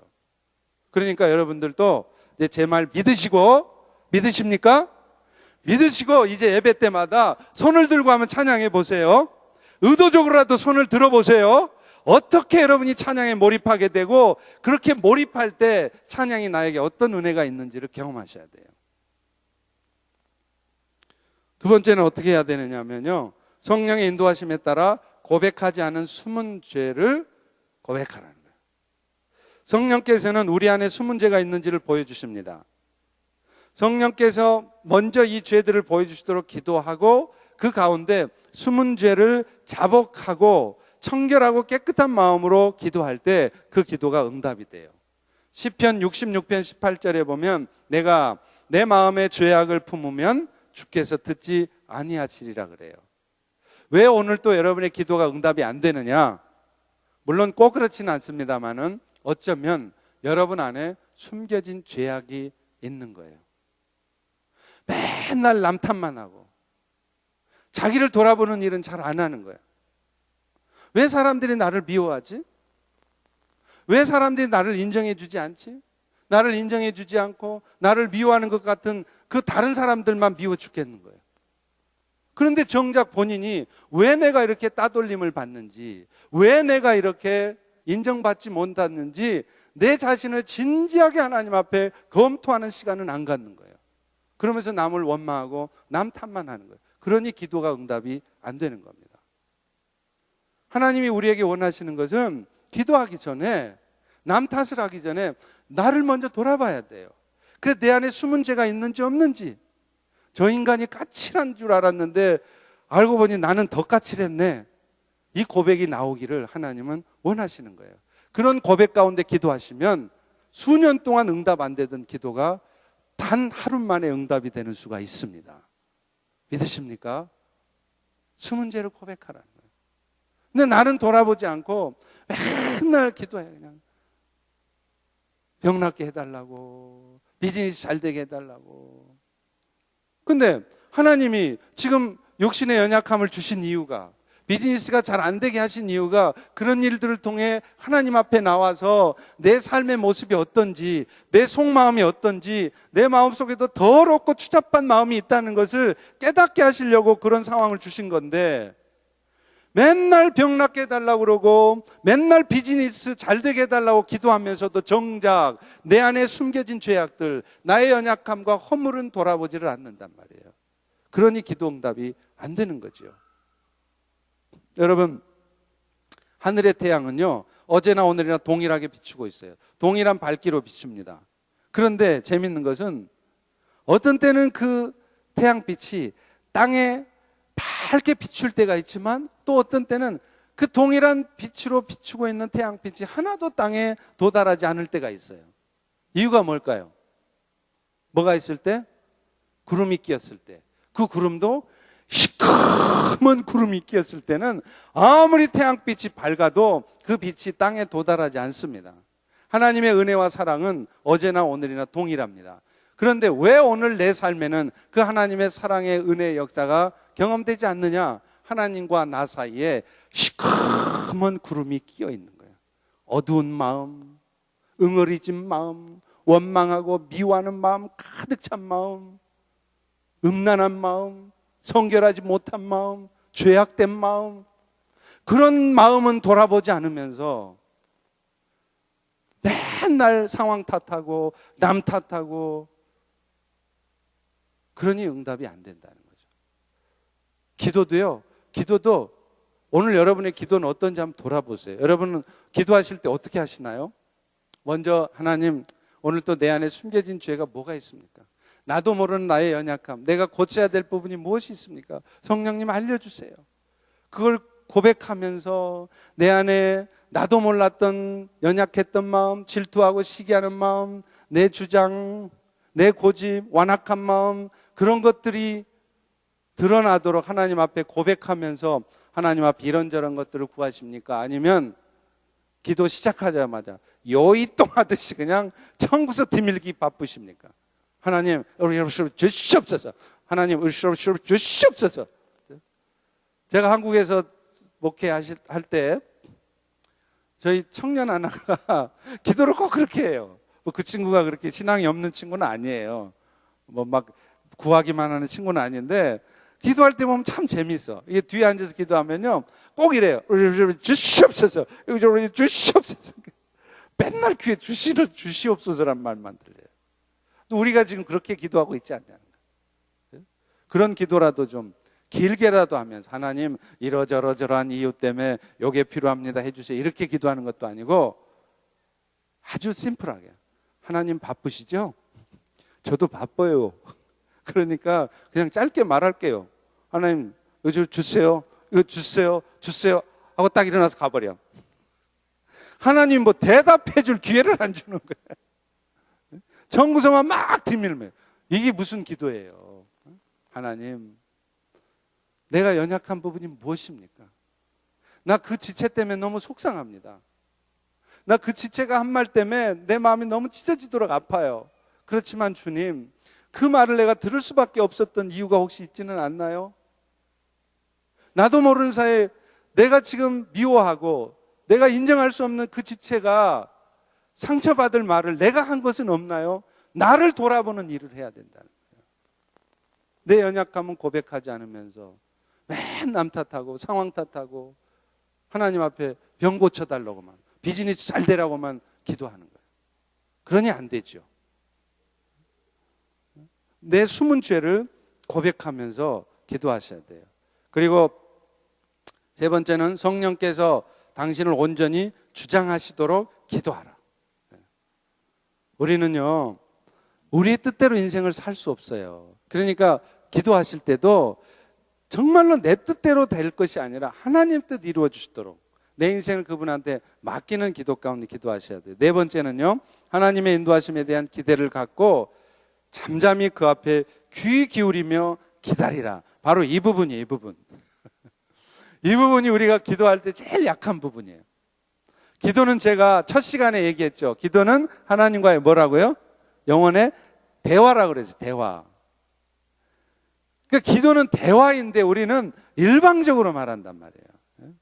여러분 주변에도 만나서 같이 얘기하면 일방적으로 자기 말하는 사람들이 있죠. 주로 목사들이 그런 경향이 있어요. 늘 이렇게 설교하던 버릇이 있었고, 저도 그래요. 친구들 만나면 고향 친구들 만나도 어느 순간 나도 모르게 내가 혼자 말 다 하고 있어 지금. 근데 사실 그런 사람 만나면 여러분 기분 좋아요? 싫잖아요. 만나기 싫잖아요. 좀 대화라는 건 주고받아야지 일방적으로 자기 말만 막 하고 말이에요. 하나님도 그렇다는 거예요. 여러분들도 딸 자식이 하나 왔어요. 타주에 있는데, 타주에 거주하는 딸 자식이 왔는데 오자마자 엄마, 아빠 용돈 필요하지? 그리고 100불, 200불 용돈 줘. 그리고서는 일주일 있으면서 한마디도 안 하고 지 친구들 만나러 다니러 밖으로 맨날 나돌다가 갈 때 돼서 엄마 나 갈게. 그런 딸이 좋아요? 아니면 100불, 200불을 안 주더라도 일주일 동안 휴가 내서 오면 엄마 그동안 어떻게 지냈어요? 나 엄마 많이 보고 싶었어요.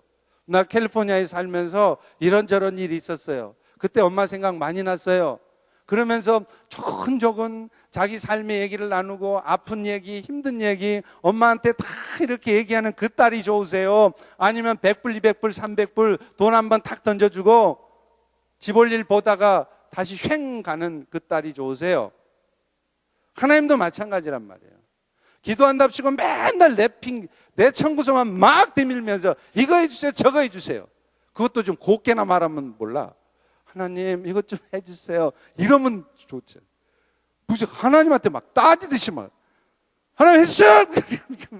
큰 소리로 막 하나님 귀 먹었나 그냥 막 크게 부르짖어 기도하라 그러니까 막 큰 소리로 주시옵 하고 막 하나님이 무슨 귀 먹었어요 그냥. 물론 부르짖어 기도해야 될 때도 있어요. 근데 그냥 노상 부르짖어 기도해. 기도 좀 하라면 좀 조용히 묵상 기도도 좀 하지 그냥. 새벽 기도 때는 이제 주로 좀 묵상 기도 하시는 게 좋잖아요. 근데 새벽 기도 때도 막 부르짖어 기도하고 노상 하면서 막 하나님이 얼마나 귀가 따가우시겠어요. 그것도 지 아픈 얘기 그런 얘기는 하나도 안 해. 하나님 내가 그 지체 때문에 너무 힘들어요. 하나님도 사랑하시라고 그랬죠? 저도 알아요. 그런데 사랑이 안 돼요. 미워 죽겠어요. 이 마음은 어떻게 해야 되죠? 하나님 나를 도와주세요. 그게 기도예요. 내 아픔, 내 연약함, 내 삶의 정황들을 그대로 하나님 앞에 토하면서 이런 나를 도와달라고 구하는 것이 기도지. 맨날 이거 해달라고 저거 해달라고 청구서나 뒤밀면서 그것도 막 소리 막 내지르면서 막 따지듯이 막 큰 소리 빡빡 치면서 우겨가면서 막 그게 무슨 기도예요? 대화가 아니죠 이거는. 그러니까 하나님의 인도하심에 대한 기대를 갖고 잠잠히 그분의 말씀에 귀 기울이시라는 거예요. 하나님이 우리가 기도하면 성령께서 우리에게 말씀하실 기회를 주세요. 그래서 여러분이 부르짖어 기도할 때는 그렇지만 평소에 묵상 기도하거나 특별히 새벽 기도하거나 조용히 잠잠히 혼자 기도하실 때는 기도하시면서요 가만히 하나님의 음성을 기다리세요. 그냥 아무 기도 말 하지 마세요. 하지 마시고 잠잠히 하나님 앞에 아뢰세요. 하나님 내가 이 문제를 어떻게 해야 될지 모르겠어요. 저는 어리석잖아요. 지혜로우신 하나님께서 저에게 지혜 주세요 하고 기도하신 다음에 한번 가만히 있어 봐요. 계속 청구서 뒤밀지 말고 그렇게 하나님께 구하고 가만히 잠잠히 있어 보세요. 어떤 일이 벌어지냐면 성령이 내 마음속에 세미한 음성으로 당신의 뜻을 말씀하십니다. 내 마음에 뚜렷이 떠올라요. 하나님의 음성이 들려요. 그게 바로 기도예요. 그게 대화예요. 조이 도우슨이 쓴 또 하나 책이 하나님의 음성 듣는 법이라는 책이 있어요. 그게 그거예요. 하나님의 음성을 무슨 뭐 하늘산 기도원, 오살리 기도원 가고 소나무 뿌리 잡고 막 들려주시옵소서 하면서 막 뿌리 뽑아야 하나님 음성 들리는 게 아니라 조용히 나의 연약함을 고백하면서 내 아픈 마음 있는 모습 그대로 고백하면서 하나님의 말씀을 듣고 싶어요. 그럴 때 하나님이 우리에게 조용히 말씀하신다는 그 주님의 세미한 음성을 여러분 들어보셨나요? 가만히 있어도 막 눈물이 나요. 그 세미한 음성이. 그 찬송도 있잖아요. 그 찬송가 가사가 어쩌면 그런 하나님의 세미한 음성을 듣는 사람이 그걸 썼는지 모르겠어요. 청아한 음성 뭐지? 그냥 네? 뭐라고요? 아 그거 아니야. 장미꽃 위에 있으린가 뭐. 맞죠? 예. 그 가사 보세요. 그 청아한 음성이 들린대. 그래서 주님의 세미한 음성을 좀 들으실 수 있기를 바랍니다. 그리고 또 하나는 이건 중요한 거니까 꼭 제가 말씀을 드려야 될 것 같아요. 우리가 하나님의 뜻을 확인할 때요, 자칫 잘못하면 신비적인 방법으로 확인하려고 하는 경향이 생길 수 있어요. 그러니까 소위 말해서 꿈이나 환상을 통해서 하나님의 뜻을 확인하려고 하지 마십시오. 하나님은 오늘날도 분명히 내 기도하는 가운데 꿈도 꾸게 하시고 환상을 통해서도 말씀하세요. 그런데 이 꿈과 환상이라는 것은 정확한 게 아니에요. 기록되어진 하나님의 말씀으로 하나님의 뜻을 확인하셔야 돼요. 안 그러면 사탄이 장난질을 합니다. 어떤 분은 맨날 이 말씀을 평소에 잘 안 보시는데 기도는 많이 하세요. 기도는 많이 하다 보니까 기도 응답을 받았대. 어떻게 받으셨어요? 그러니까 간밤에요. 기도하고 나서 잤는데 꿈속에 목사님이 나타나셔서 이 웨어링 스테이션 로드로 이사 오라고 그랬어요. 그래서 이사 왔어요. 이사 왔더니 망했어. 그러니까 꿈이나 환상을 통해 하나님의 뜻을 확인하니까 기록되어진 하나님의 말씀이 가장 확실한 거예요. 근데 자꾸 이렇게 신비적인 체험을 좋아하시는 분들은 자꾸 이제 그런 걸 통해서 하나님 뜻을 확인하려고 그러고, 기도에도 그런 음성이 들려야 되고, 기도에도 막 뒤로 자빠지고 넘어져야 이게 무슨 신령한 것이고, 아니에요. 그런 신비한 체험들은 하나님의 살아계심을 확인하는 정도지 우리의 신앙을 성장시켜 주지는 않습니다. 신앙의 성장은 말씀이에요. 신비한 체험이 아니에요. 신비한 체험은 그냥 확인만 시켜주는 거예요.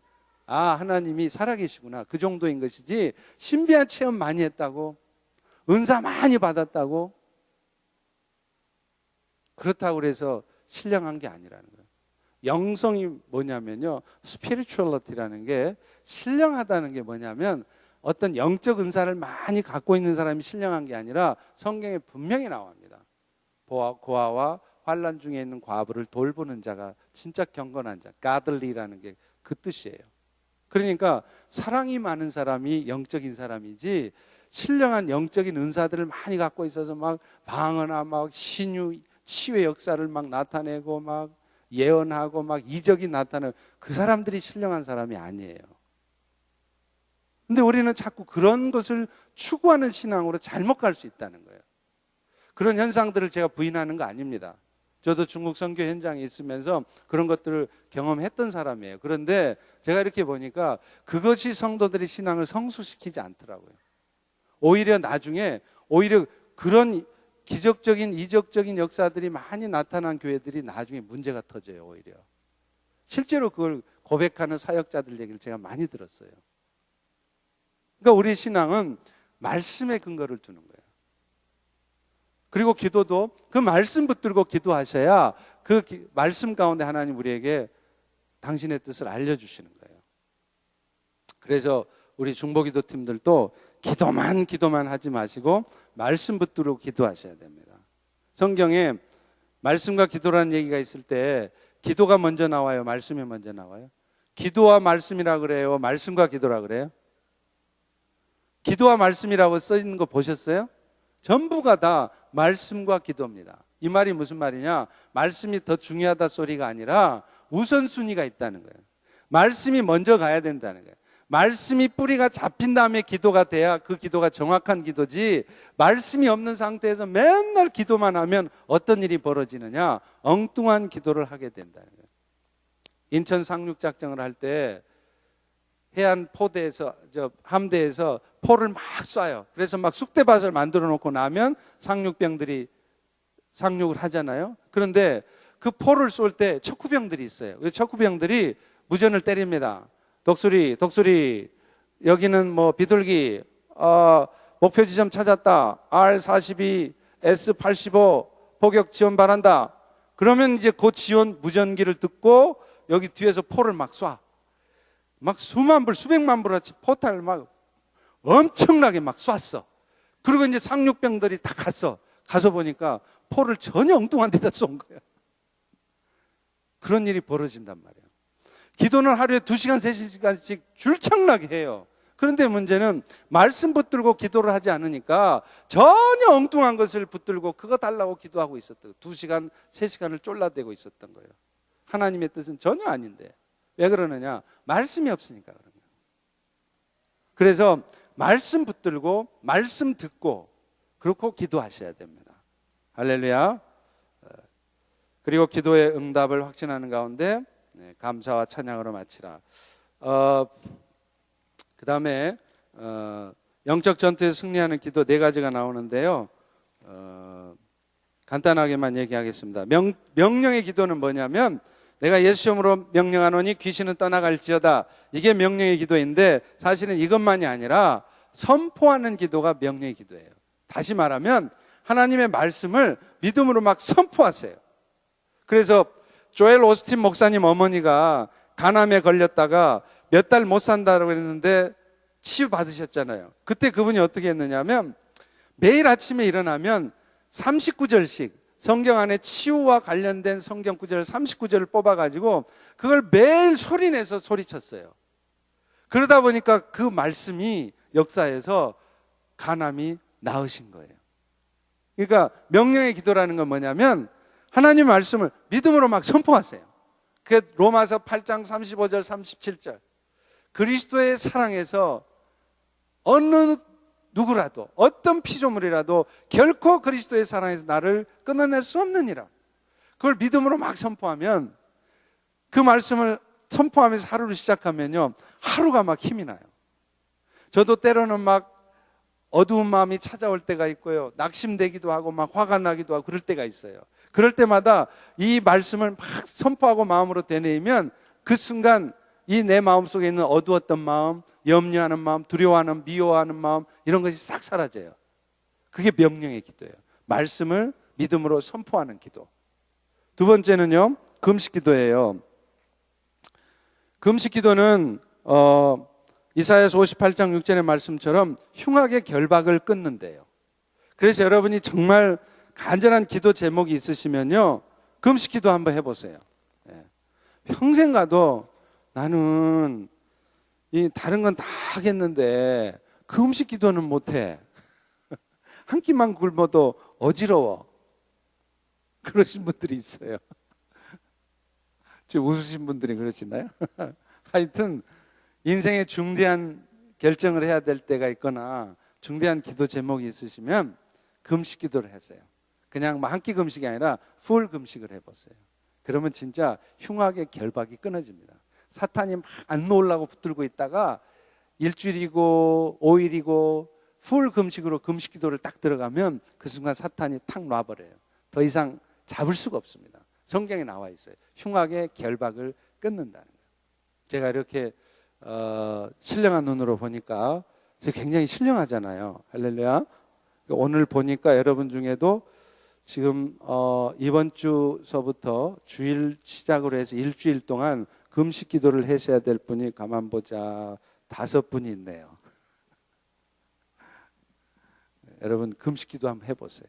인생의 중대한 문제를 놓고. 그럴 때 진짜 하나님이 역사하세요. 그리고요, 세 번째가 뭐냐면 경호 기도거든요. 경호 기도가 뭐냐면 그 영화 보디가드의 케빈 코스트너가 하는 그 노래에 나와요. 그게 뭐냐면 여러분도 들어보셨나 모르겠어요. You are my lady, I'm your man. 전혀 감이 안 오시죠? 저도 모르겠는데 여러분이 어떻게 알겠어요? 근데 그게 들을 때는 진짜 멋있어요. 막 영화 장면이 상상이 되면서 You are my lady, I'm your man 하면서 너무 답답해. 아까 쉬는 시간 때 좀 확인해 볼 걸. 그게 뭐니까 You are my lady, I'm your man. 당신은 나의 여왕이고 나는 당신을 지키는 보디가드라는 얘기예요. 이 기도가 필요하다는 거예요. 경호 기도라고 그래요. 그 경호 기도의 대상 1호가 누굴까요? 경호 기도를 여러분들이 해야 될, 가장 먼저 경호 기도 해야 될 1호가 누구예요? 여러분 자신이겠죠? 근데 중보 기도 차원에서 남을 위해서 경호 기도 한다 그러면 제일 먼저 누구를 해야 돼요? 담임 목사입니다. 왠지 아세요? 사탄이요. 사탄의 목표는 어찌하든지 교회를 무너뜨리는 거예요. 그런데 교회를 가장 빨리, 가장 효과적으로 완벽하게 무너뜨리려면, 성도 한 사람 한 사람 찾아다니면서 다 무너뜨리려면 힘들어요. 그러니까 아주 싸잡아서 한목에 무너뜨리는 방법이 있는데 담임 목사 하나만 건들면 끝이야. 한 방에 날아가요. 제가 엊그제도 신방할 때 어떤 성도님한테 그런 얘기를 들었어요. 바로 엊그제까지 수백 명, 900명 됐대나 800명 됐대나 그런 교회가 하루아침에 완전히 푹석 내려앉아가지고 50명인가 남았대요. 그런 일이 있다니까요. 여러분, 펠로우십 교회가 하나님의 은혜로 부흥하고 그래서 성도들이 더 많이 모여들고 은혜로운 교회가 되면 뭐예요? 사탄이가 역사에서 김대영 목사를 넘어뜨리면 이 교회 한순간에 무너집니다. 정말이에요. 사탄이 저를 무너뜨리려고 돈을 가지고 유혹하고요. 또 여자를 가지고 유혹하고. 예쁜 아가씨가 제 앞에 탁 와가지고 아저씨 막 이러면서 아저씨 목사야? 막 이러면서 그러면 제가 영적으로 깨어있는 사람이면 사탄아 물러가라! 저 목사입니다! 이렇게 할 텐데 저도 이제 영적으로 희미해지잖아요. 제가 기도 안 해. 성도들도 저를 위해서 경호 기도를 안 하고 있어. 그러면 아저씨 그러고 있으면 아저씨 목사야? 그러면 나 목사 아니야 그러면서 이런 일이 벌어지지 말라는 법이 어디 있냐고요. 한국의 유명한 그 모 교회, 청년들에게 그렇게도 열정적이고 도전을 줬던 그 교회가 하루아침에 무너졌잖아요. 지금 뭐 다시 세워지긴 했지만 그런 일이 얼마든지 있을 수 있어요. 그렇기 때문에 여러분들이 경호 기도를 해주셔야 돼요. 저를 위해서 경호 기도 해주셔야 됩니다. 교회가 무너지면 1차적인 책임은 그 담임 목사가 영적으로 깨어있지 않았기 때문입니다. 그러나 그 교회에 무너지는 책임이 성도들이 그 목사님을 위해서 경호 기도하지 않은 책임이 분명히 있습니다. 그 책임도 하나님은 물으시는 거예요. 목사님만 탓할 게 아닌 거예요. 그 목사가 그런 연약함 가운데 있으면 성도들이 더 눈물로 그 목사님을 위해서 기도하셔야 돼요. 그럼 하나님이 그 성도들의 간절한 기도를 듣고서라도 그 목사를 때려잡아서라도 제대로 바꿔놓는 거예요. 그러니 목사도 기도 안 해, 성도도 기도 안 해. 그러니 한순간에 사탄 역사에서 한순간에 교회가 무너지는 거예요. 얼마나 안타까운 일입니까? 경호 기도하되 저를 위해서 기도해 주시기를 부탁드립니다. 기도 욕심이 있고 제가 여러분 기도밥 먹고 살라고 그러는 거 아니에요. 그래야 제가 어떤 사탄의 역사가 있어도 안 흔들릴 수 있고 그럴 때 교회가 든든히 서가기 때문에 그렇습니다. 그리고 마지막으로 여리고 기도라는 게 있는 건데요. 이거는 사탄의 공격으로부터 이웃과 지역사회를 지키는 겁니다. 그래서 여러분이 잘 아시죠? 그 리버티 신학교를 세운 그 리버티 신학교가 있는 동네가 어디죠? 김영환 목사님? 거기가 린치버그 맞죠? 린치버그인지 리치몬드인지 잘 모르겠어요. 근데 거기가 공식적으로 보니까 미국에서 가장 기독교인이 많은 동네가 시리가 거기더라고요. 근데 왜 그러느냐? 거기에 리버티 신학교를 세우신 제리 파웰 목사님이 토마스 로드라는 교회를 세우셨어요. 그 교회가 그 지역을 위해서 그렇게 여리고 기도를 하고 경호 기도를 한 거예요. 그래서 그 지역은 지금은 모르겠습니다. 얼마 전에 제가 봤었는데 기록에 보니까 그 도시에는 술집이 하나도 없대요. 하도 성도들이 기도를 하니까. 그러니까 사실 오늘날 우리 교회들도 마찬가지예요. 우리 한인들도 제가 우리 한인사회, 한인 커뮤니티에 좀 도전하고 싶어요. 우리 한국 사람들이 좋은 동네는 다 찾아간대요. 그게 메릴랜드에서 어디가 좋아요, 제일? 포토맥. 여기 또 포토맥 사신 분들 또 뜨끔하실라. 뭐 포토맥이든 락빌이든 뭐. 그러니까 하여튼 한국 사람들은 좋은 동네는 다 들어간대요. 근데 정말 한번 생각해 볼 필요가 있어요. 그게 뭐냐면 이제 우리 성도가 문제가 아니죠. 사실은 교회가 문제겠죠. 교회가 정말로 좋은 동네를 찾아다녀야 되냐는 거예요. 사실은 어떤 의미에서는 죄악이 있고 또 스페니시 친구이든지 하여튼 좀 동네가 조금 치안적으로 좀 불안한 동네일수록 교회가 지켜야 된다고 저는 생각합니다. 그래서 그 교회가 있기 때문에 그 동네가 치안이 불안하고 범죄가 많았던 동네가 어느 날부터 범죄가 떠나기 시작하고 마약이 떠나기 시작하고 술집이 떠나기 시작하고 그래서 그 교회 때문에 지역사회가 바뀌어야 돼요. 그게 저는 교회의 존재 이유라고 생각합니다. 그러니까 교회가 자꾸 좋은 동네, 한인들 많이 살고 부자들 사는 동네, 뷰가 좋은 동네, 그런 동네로만 이사 가려고 할 게 아니라 있는 곳에서 어둡고 추악하고 더러운 범죄가 있는 그곳에서 그 땅을 위해서 중보기도 하고 그래서 그 성도들의 간절한 기도를 따라 그 동네가 좋은 동네로 바뀌어야 되는 것이지 어떻게 좋은 동네로 찾아가려고 하느냐. 제가 어느 교회에서 집회를 했는데 그 교회가 이전 계획이 있더라고요. 근데 이전 계획이 어디로 이전을 하시냐면 그 동네는 한인들이 별로 없어서 히스패닉 친구들이 많이 몰려오고 그러니까 한인들이 있는 곳으로 옮기려고 그러신다고 그러더라고요. 근데 제가 그 얘기를 들으면서 그런 생각이 들었어요. 그걸 정말 하나님 기뻐하실까? 물론 한인교회니까 한인들이 있는 곳으로 가는 게 맞겠죠. 그러나 한 번 더 생각해 보면 교회 존재 이유라는 게 뭐냐는 거예요. 그러면 히스패닉 애들이 몰려오면 오히려 그 히스패닉 사람들을 우리가 어떻게 돕고 저들을 섬기고 그래서 이 히스패닉이 몰려드는 이 동네가 오히려 더 좋은 동네가 되도록 하기 위해서 우리가 뭘 해야 될까를 고민하고 그것을 위해서 기도해야 되는 게 맞지 않을까요? 저는 적어도 그렇게 생각합니다. 교회의 존재 이유가 그거기 때문에. 근데 우리는 그렇게 생각 안 한다는 거예요. 한인사회에서 그렇게 생각 안 한다는 거예요. 오늘 우리가 중보기도 해야 되는 이유는 이 교회가 있는 이 지역이 하나님 앞에 온전한 지역으로 바뀌어지도록 하기 위해서도 우리는 그 기도가 필요한 줄로 믿습니다. 할렐루야. 그러면 우리 교회가 있는 이 저먼타운이 미국에서 가장 좋은 도시. 또 혹시 알아요? 나중에 이제 그 선교학자들이 저먼타운에 이 펠로우십 교회가 들어서면서부터 그때부터 술집이 없어지기 시작했고 살기 좋은 동네가 되면서 범죄율이 가장 낮은 동네가 되었습니다. 이건 역사에 남을 일입니다. 그렇게 기록하게 될지 아니하는 거예요.